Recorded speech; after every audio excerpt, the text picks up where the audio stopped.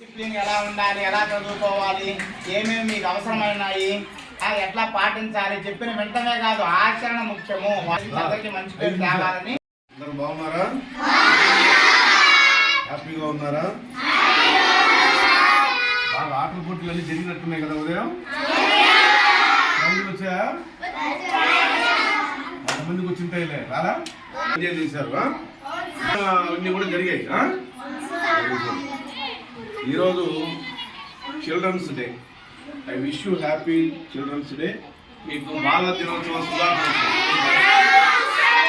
ఈరోజు ప్రతి కార్యక్రమాన్ని కూడా, ఏ కార్యక్రమం వచ్చినా ఈ పాఠశాలలో జరపాలి అనేటువంటి మంచి హృదయం గల హెడ్ మాస్టర్ గారు, అలాగే మంచి హృదయం గల ఉపాధ్యాయులు మనకు స్కూల్కి వచ్చారు.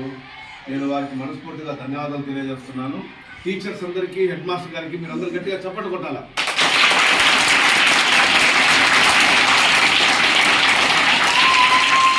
అన్ని ప్రోగ్రామ్స్ జరుగుతున్నాయి. మేము కూడా చాలా హ్యాపీగా ఫీల్ అవుతున్నాం. గతంలో 1-2 తరగతులు మాత్రమే ఉండి ఏం చేయాలని కూడా 10 మంది పిల్లలు దొరికేవాళ్ళు కాదు. కానీ దేవుడి దేవాలన మళ్ళా రీస్ట్రక్చరింగ్ ఆఫ్ ది స్కూల్స్ జరిగి మళ్ళీ పిల్లలు వెనక్కి రావడం నాకు ఎంతో సంతోషకరం. దానికి మించి అన్ని కార్యక్రమాలు చేసే ఉపాధ్యాయులు, ప్రధానోపాధ్యాయులు ఉండడం అంత సంతోషకరం. మీకు ఏమి ఇబ్బంది లేదు, అన్ని విషయాల్లో బాగా జరుగుతుంది. మా టీచర్ల యొక్క కోరిక ఏంటంటే మా పిల్లలు కూడా కొంచెం బాగా చదువుతుంది, ఇంకా బాగుంటుందని కోరుకుంటారు వాళ్ళు. కాబట్టి మీరు ఎంజాయ్ చేస్తూనే చదవండి. చదువును మళ్ళీ ఎంజాయ్మెంట్లో పడి చదువును వదిలేశారు, అలా చేయకుండా ఉండండి.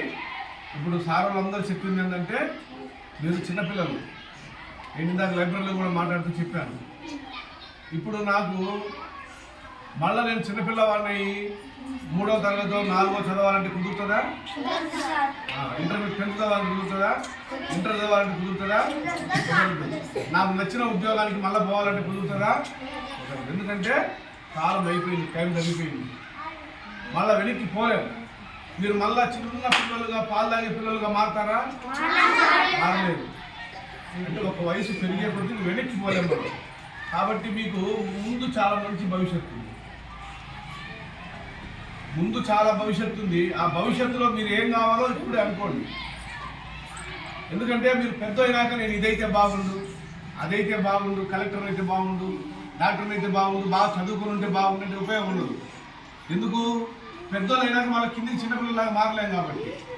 కానీ ఇప్పుడు మీరు చిన్నపిల్లలే కదా, ఇప్పుడే అనుకోవచ్చు ఏదైనా, నేను డాక్టర్ కావాలని, ఇంజనీర్ కావాలని, కలెక్టర్ కావాలని, ఏది కావాలన్నా టీచర్ కావాలని, ఏది కావాలన్నా సరే మీరు ఇప్పుడు అనుకోవచ్చు. ఇప్పుడు మీరు ఏదనుకుంటే అది మీరు కష్టపడితే అవుతారు.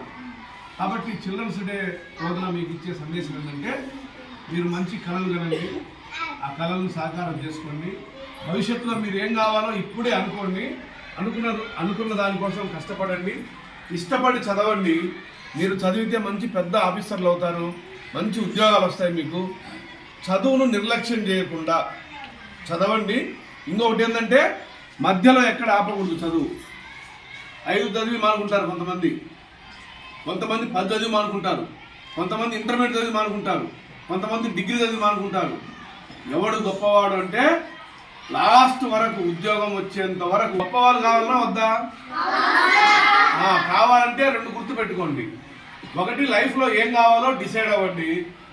2 అయ్యేదాకా కష్టపడండి. మధ్యలో ఎక్కడ చదువు మానేయొద్దు. ఈ 2 పనులు చేసి మీరు గొప్పవాళ్ళు కావాలని, మిమ్మల్ని సంతోషంగా మీ జీవితం అంతా గడవాలని కోరుకుంటూ నాకు మాట్లాడే అవకాశం ఇచ్చిన అందరికీ ధన్యవాదాలు తెలియజేస్తూ థ్యాంక్ యూ. మనము ఉదయము